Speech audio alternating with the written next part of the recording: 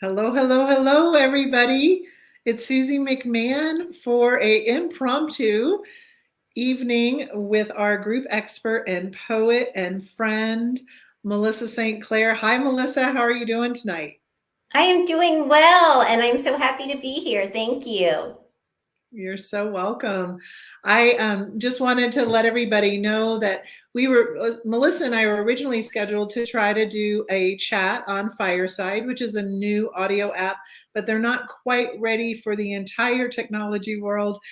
So we weren't able to merge our Android world and iPhone world. So Melissa and I decided to go ahead and get started, to go ahead and do this conversation here within our virtual book club. Melissa, we're also streaming live on YouTube in case anybody catches it and on my travel pages. But I wanted to just say to everybody, we know Melissa really well because she helps me interview folks, our authors. She's a group expert for the virtual book club. And also because she is a fantastic woman who has gone through an interesting journey. And I'm going to read her bio in just a second. But one of the reasons why we wanted to do a deep dive tonight is our book club, you guys, has grown so much since last summer that there might be a lot of you that aren't quite familiar with Melissa's work and her creative journey. So tonight you will be very familiar. So here I go on your bio. I'm going to look over at my phone and I might have to increase the size a little bit, but here we go. Please welcome Melissa Whiteford St. Clair, poet and author of Homework, a collection of poems sparked by one white woman's journey on the matter of race. Her first book of poetry explores the study of racism and social justice in American history and today's society. Melissa came to be a newly published poet, having been emotionally affected by the recent rise in social injustice in our country. Dedicating herself to learning more about racism, she participated in a course called The Matter of Race, White People Committed to Beginning the Journey Together. Being a dutiful student, Melissa was eager to respond to her instructor's homework assignments. In her case, her thoughtful reflection and responses to homework assignments were provided in verse.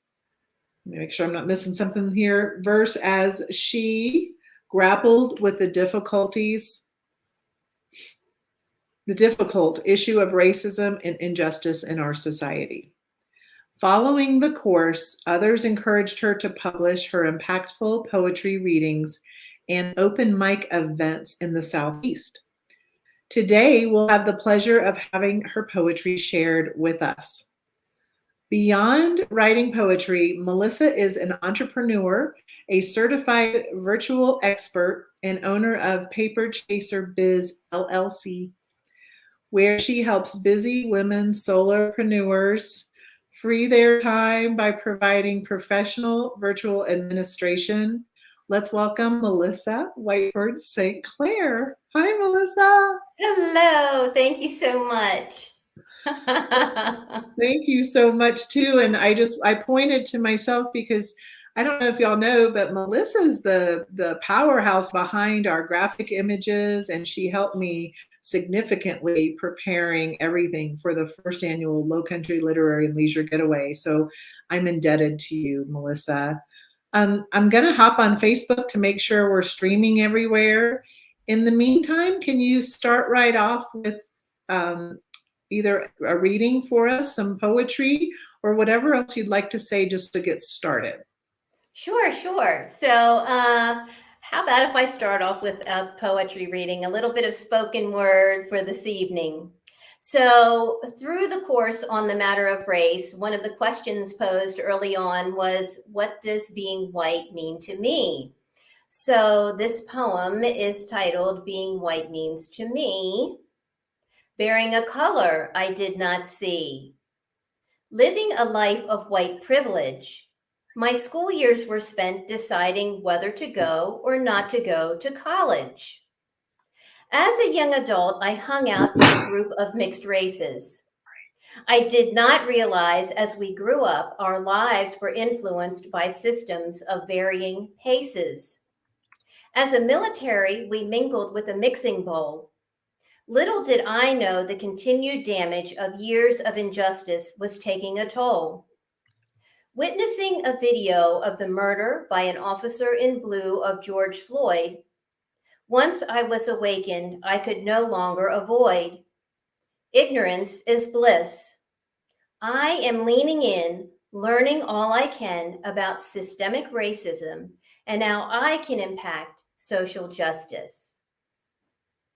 So cool. that begins the journey. So George Floyd was definitely the catalyst after so much harm to so many Black and brown brothers and sisters. I think also, social media had an impact, letting us see that. And then the pandemic really shined a lens where we may not have seen or been attuned to those images. So it just was really started me on the journey to learn more. And when you took that class, are you still with that same instructor on a different like an extension, or tell me more about that that I am. experience? Yes. So through another professional colleague, I was introduced to a conflict resolution strategist, Lynn Maureen Hurdle Price, who came into our circle and tried to help us deal with these feelings. And so that was September of 2020. And I am just grateful to have been accepted into a group to study intensively with her. So 6 months. And so level 2 started in the summer, then of the following year. And then level 3, which I'm in now, started in January. So I'm on my 3rd iteration of 6 months of study and ever learning. So hashtag lifelong learner. The journey continues. So wow, fantastic. And a question that I had for you, I think we talked about this last summer, but tell me how you went from going home to doing a homework assignment to then all of a sudden having a creative outlet into poetry and then the development of these poems that seem to keep coming to you during this journey. Can you tell us a little bit about that?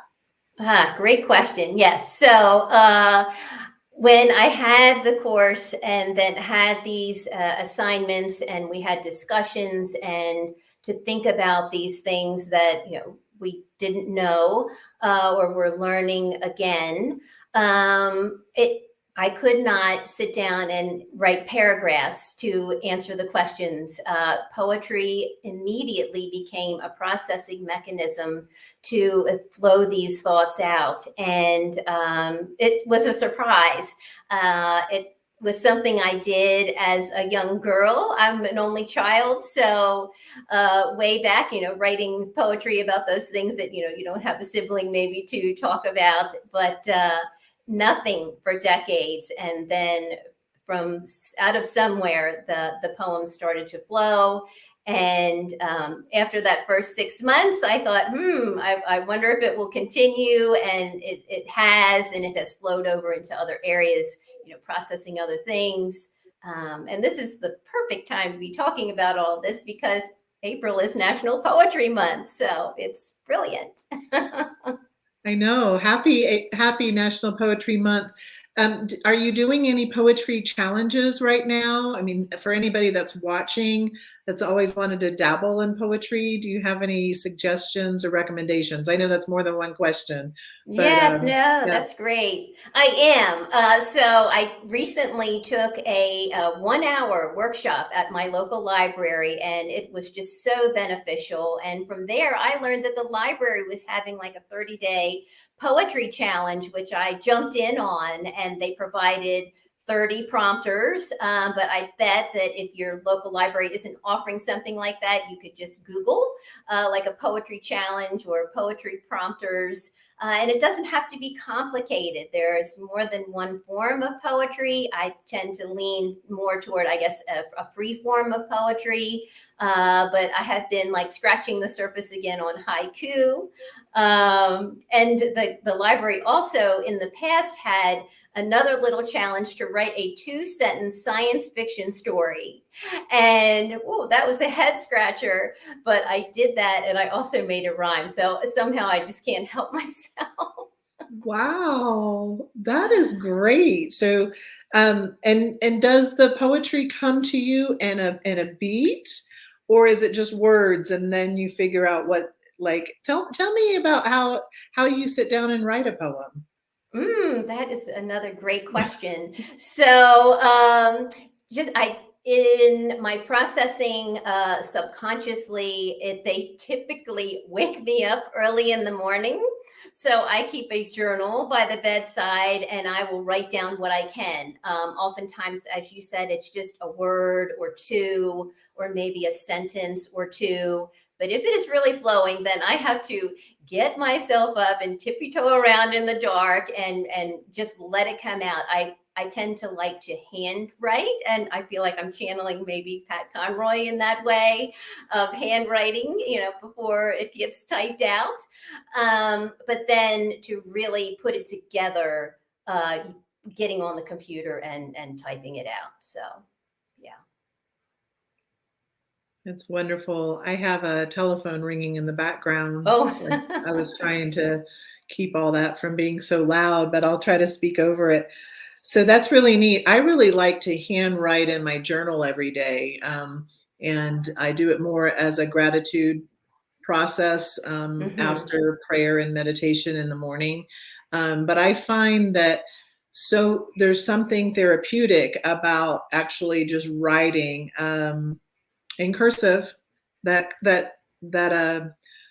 skill we all learned, and right. unfortunately my children, born in 2000 and younger, or more recent, they don't know what cursive is. I do, and I think longhand writing is even artistic in its own self. So I that's agree. I agree. yeah. Yeah. So we're like 12 minutes in. We're going to be on tonight, you guys, for about 30 minutes. So if anybody has a question that's watching live, I know some of our friends that came on the Lowcountry Literary and Leisure Getaway last March are watching. So I said hello to Pamela, and there's a few other you out there, but you're being quiet. So tell me where you're watching from so Melissa and I can know. And I know that people are going to watch on replay. So many people love that feature because it gives them the flexibility of watching. Can you tell me about your connection to Harriet Tubman regarding your book Homework, and what you've successfully been able to do as far as donations? And then we'll segue that to something else in a second.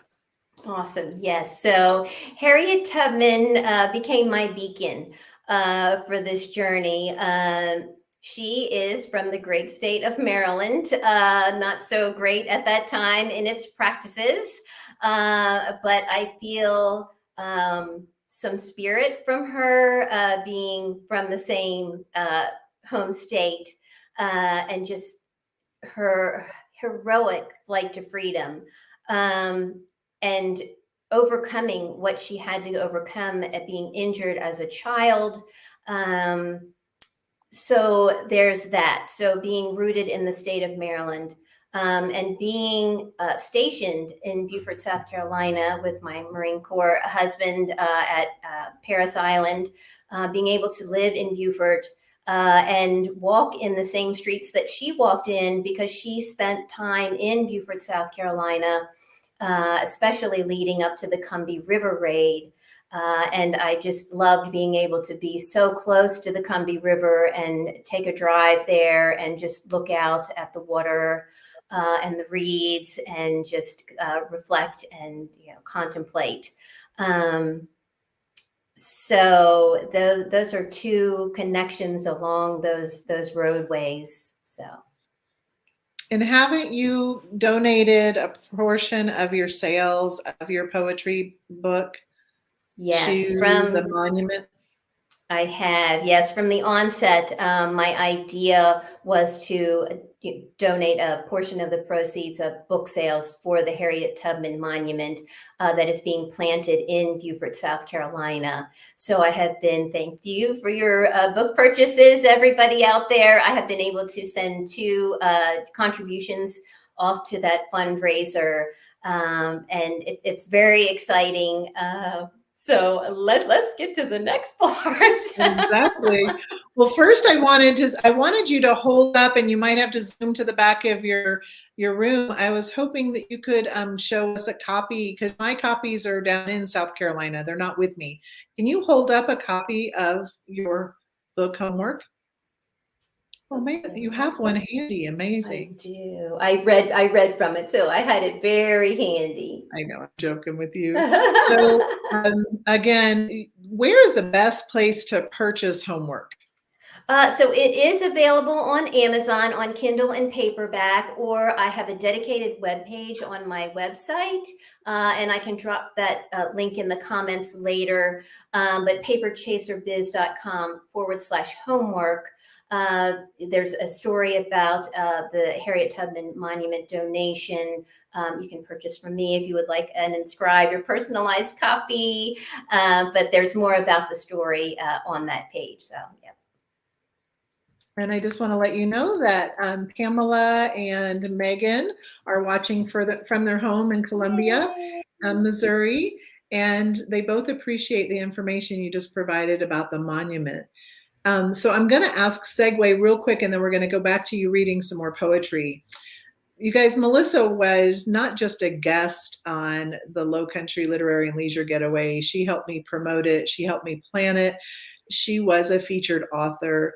And in one of our activities on the very first day, something special happened as we began our walking tour. Can you share with everybody what happened?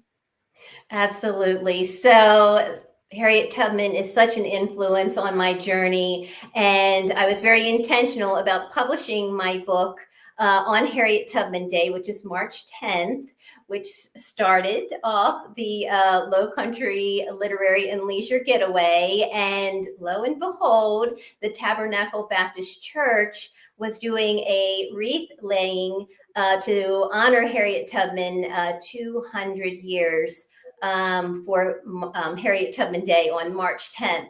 So they had a small ceremony and wreath laying, and folks brought flowers and laid at the future site.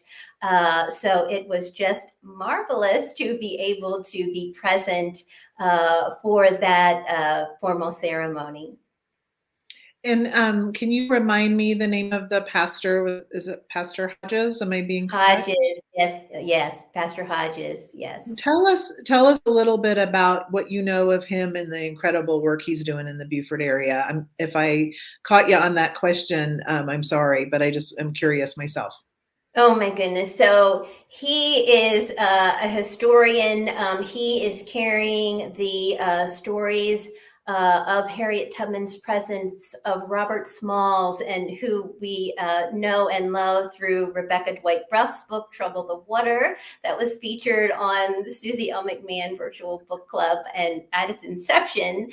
And just very active in the community and celebrating the significance events that happened in and around the Tabernacle Baptist Church on Craven Street in Beaufort. So, absolutely, that's fantastic.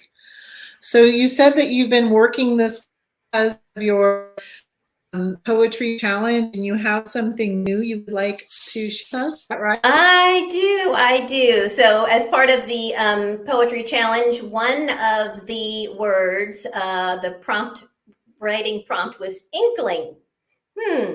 So I jumped on board with it. So inkling. Skin tingling with goosebumps, hairs standing on end. Who's around the corner? An enemy, a close friend? Perhaps one and the same. Buried guilt, harboring shame.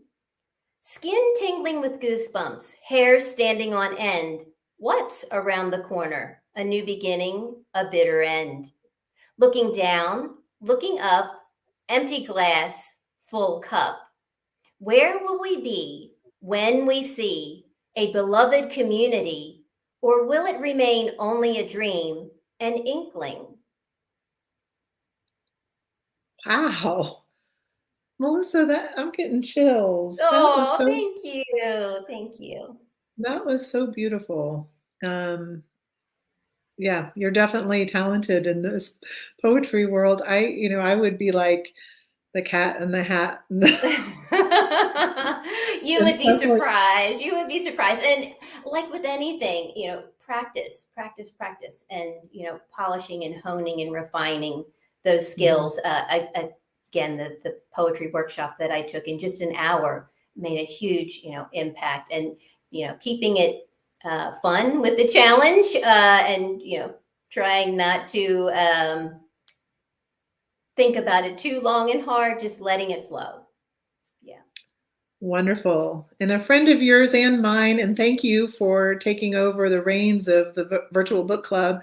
Jennifer Daniels Neal said, "Love that exclamation point, Oh, inkling," and like 4 or 5 exclamation points after that. Jennifer, thank you for watching with us, and I thank you for your involvement in our virtual book club.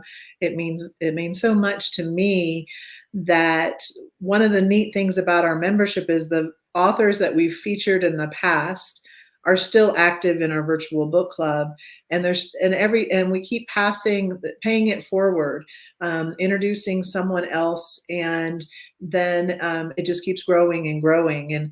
And something that I wanted to ask you too is when you are helping me host, or when you filled in for me, what do you take away from these meetings that we have specifically with authors? What's unique about our book club compared to others, in your opinion?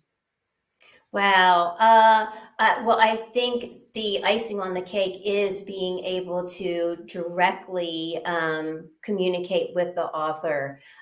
You have them exclusively in this book club, and just their genuineness and generosity in keeping the I guess the business model going, of paying it forward to then introduce us to the future authors. So what a genuine, like, paying it forward, endeavor. So Yeah, and that idea originally came from our very first featured author and friend, Becky Bruff, Rebecca Dwight Bruff.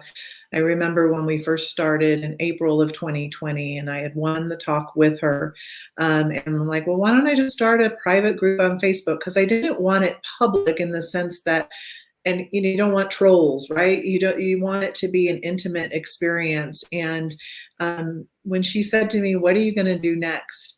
And I was like, I don't know. She goes, why don't I refer you to another author? And then who she referred us to was part of my journey mm, in the matters of race. I mean, our very second featured author was Jeffrey Blunt, and he yes, so wrote. powerful. So Hmm. powerful. For those of you that are new to our book club, he wrote Emancipation of Evan Walls, and he has taken off. I mean, he was talented and professional and everything before he even was on my little book club, because he used to be the director of NBC Nightly News and Meet the Press, for goodness sakes.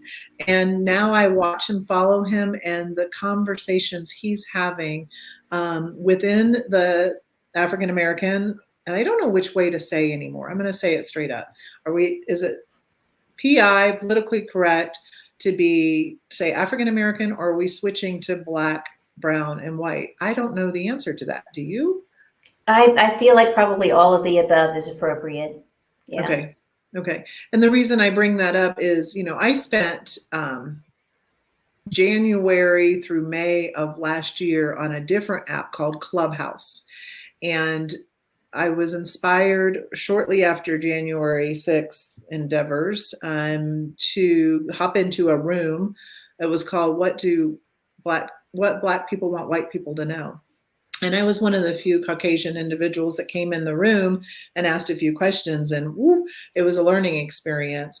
But out of that, I created some very close friends, women friends, and we decided to go ahead and progress to have our own meetings where it was about what Black and white women can do together.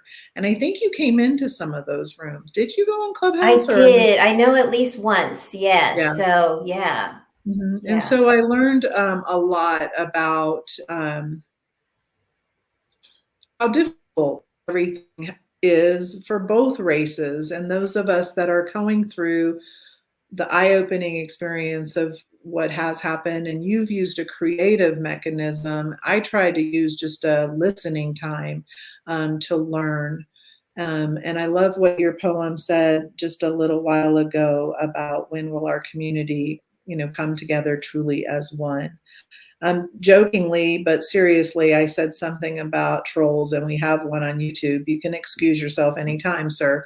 But Melissa, with that, do you have feedback for me about your experience on a Lowcountry Literary and Leisure Getaway? What you liked about it as being a featured poet/author?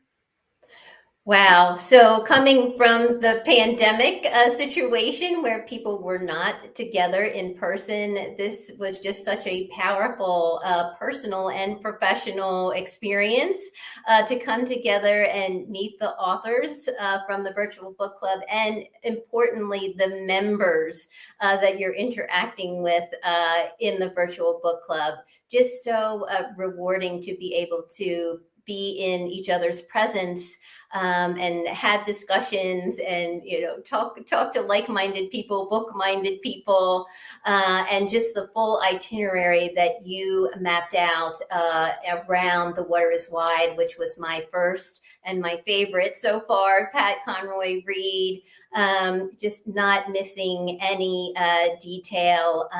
And so I'm jumping ahead to Defusky Island. So one of the big highlights for me was to spend time taking a tour of Defusky Island with Sally Ann Robinson, and kind of wrapping up that after my belly was full with a delicious lunch, to have Sally Ann read poetry on her porch. Oh, I think I'm going to fall backward right now.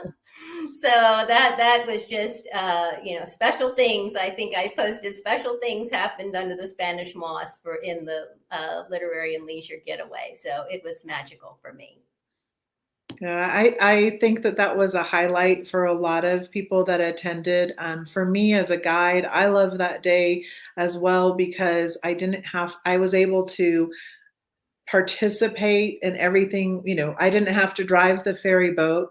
I got to enjoy the trip we took from the Bluffton dock through the waters, past Hilton Head Island to Defusky Island, which has personal history for me, and then to meet Sally Ann in person after multiple enlightening, wonderful phone calls where I feel like we've been friends our whole life, and for her to share with us the true history of Defusky, which for those of you that are watching that may not understand the connection, the book, The Water is Wide, is a memoir by Pat Conroy, and the real life place where he taught was Defusky Island. He fictionalized it and called it Yamakra in the book. So we went to the true island. We saw the church, we saw the houses, we went to the school, which is now several different types of businesses, including indigo arts and the indigo craft, which is fantastic.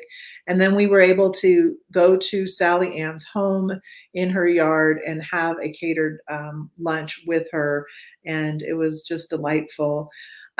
We are almost out of time, which I can't believe already. I didn't ask you off the top of I had you to do two. I was wondering, would you read us one more poem? Sure. And since I mentioned the Cumby, I will read my poem titled Cumby. Spending time at a modern day pier, the Cumby River raid occurred here. This gives me a shiver. where Harriet Tubman led a detachment of the Union Army on steamships with her group of scouts. The mission: carry troops to destroy plantations and enslaved people to freedom deliver. To freedom the people did shout. The river and marsh are quiet today. The sun reflects my shadow as the river reeds sway. Cool air chills my face. Vehicles traverse the Combie on the Harriet Tubman Memorial Bridge at a steady pace. Do the travelers even realize the importance as they pass through this historical place? I love that. Oh, wow. Good job, Melissa. Thank you. I just want to commend you on your journey in the creative outlet of your book, Homework. And if you want to read all of her collection, please get in touch with Melissa directly and get a personally inscribed copy and treat yourself to her works. And it'll help you take your own journey as well, I think. Yes.